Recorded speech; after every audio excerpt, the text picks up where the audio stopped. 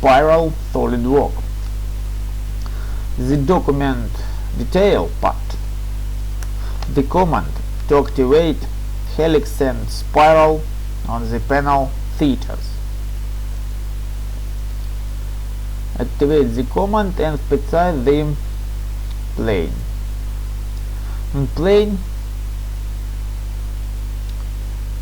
create a profile of spiral, some circle.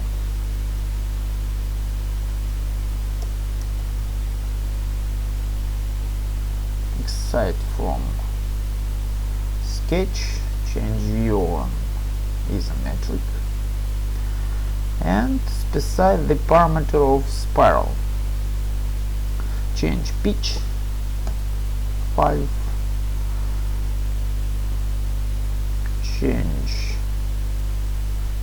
20 revolutions, change start angle is 0 degree, some change clock width on counterclockwise.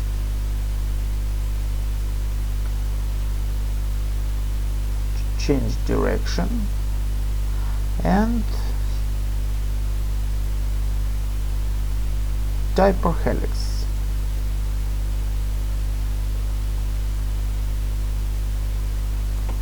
To 1 degree.